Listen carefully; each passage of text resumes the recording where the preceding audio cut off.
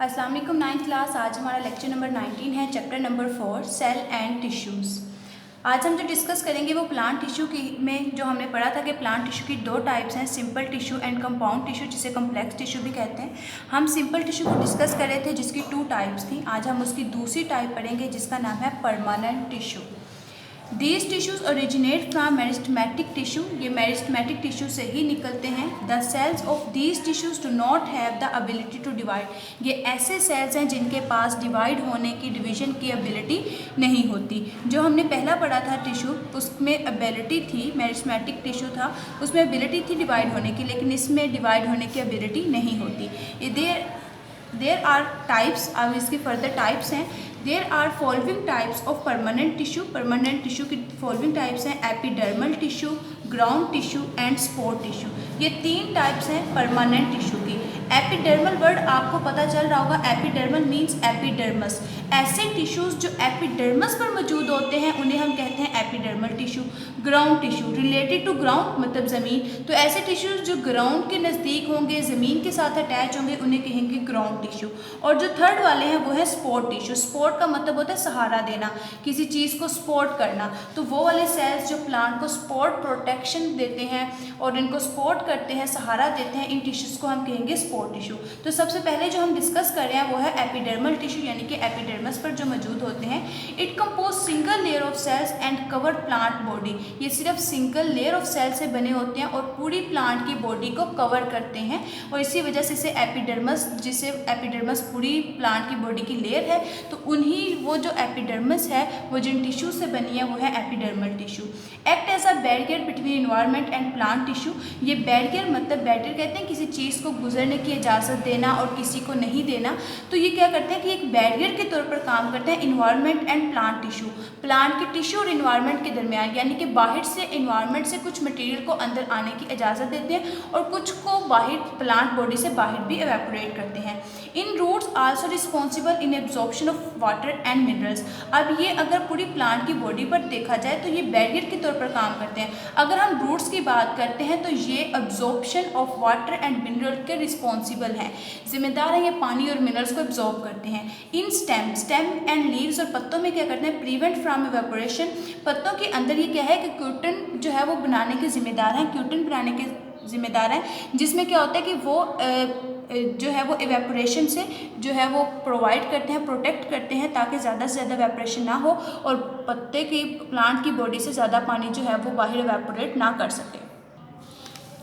It also have some specialized structure which perform specialized function, root hairs and stomata। इसके पास specialised, अब इनके पास specialised structure होते हैं जो स्पेशलाइज्ड फंक्शन करते हैं, जैसे कि रूट हेयर्स भी एक स्ट्रक्चर है एंड स्टोमेटा भी। तो रूट हेयर्स भी एब्जॉर्प्शन का काम करते हैं और स्टोमेटा क्या करता है, इवेपोरेशन का काम करता है, पानी को जिस्म से, ट्रांसपिरेशन का जिस्म से बाहर करता है, निकालता है जो एक्स्ट्रा वाटर होता है, और इसके बदले में कुछ गैसेस का तबादला भी स्टोमेटा के जरिए होता है। तो ये स्पेशलाइज्ड फंक्शन भी प्ले करते हैं। नीचे आप डायग्राम देखें कि ये एक एपिडर्मल टिश्यूज़ हैं जो रिप्रेजेंट किए हुए मैंने, इनके दरमियान ये स्टोमेटा मौजूद है। इनके इनके जो ब्लैक कलर में मैंने ड्रा किए हैं वो इसके क्या हैं, गार्ड सेल्स हैं, और इसके इधर वाली साइड पे सारे जो हैं वो एपिडर्मल टिश्यू हैं, और ये जो साइड पे हल्के हल्के जो हैं ये हैं root hairs.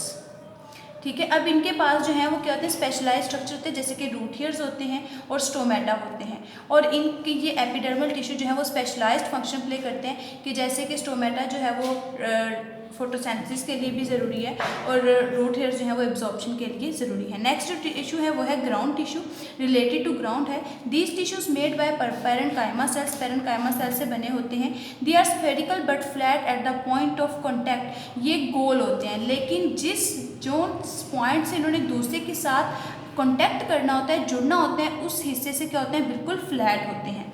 Then thin primary cell wall, primary cell wall होती है लेकिन thin. Large vacuole for storage of food, इनके पास बड़ा वैक्यूल होता है फूड को स्टोर करने के लिए। In leaves they are called mesophyll. Leaves जब ये पत्तों में होते हैं तो ये मेसोफिल कहलाते हैं। And are the site of photosynthesis, और वहाँ पर फोटोसिंथेसिस के लिए जगह फ्राहम करते हैं।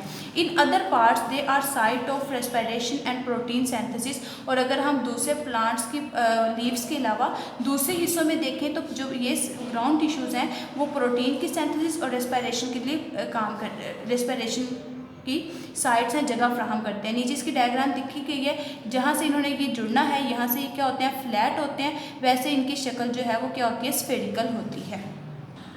लास्ट इसका टिश्यू है जिसे हम कहते हैं sport tissue. It provide strength and flexibility. पहले ही बता दें कि स्पोर्ट सहारा देते हैं, इसलिए स्ट्रेंथ जो है वो स्ट्रेंथ देते हैं, एंड फ्लेक्सिबिलिटी और flexibility. Types, there are 2 types of support tissue. Support tissue की फर्दर 2 टाइप्स हैं, एक कोलन कायमा टिश्यू और दूसरे हैं स्क्लेरन कायमा टिश्यू। कोलन कायमा टिश्यू देखें, they are found in cortex of young stem. Cortex कहते हैं अंदर वाले हिस्से को, स्टेम के अंदर पाए जाते हैं, एंड लीव्स और लीव्स के, and in petals of flower और फ्लावर फूल की पत्तियों में। दे आर फ्लेक्सिबल, लचकदार होते हैं। They support organ which they are found, ये उस ऑर्गन को सहारा देते हैं जहाँ पर ये पाए जाते हैं। दूसरी टाइप है स्क्लेरन टिश्यू की। They are composed of cell with rigid secondary cell wall. इसमें रिजिड सख्त सेकेंडरी वाल होती है। The cell wall are hardened with lignin. अब ये हार्ड इस वजह से होती है कि इसमें क्या पाया जाता है, लिग्निन पाया जाता है। It is main chemical component of would. ये वुड लकड़ी का सबसे मेन कंपोनेंट है। तो ये हमारे जो आज के 3 टिश्यूज़ थे वो कवर होते हैं। Thank you very much.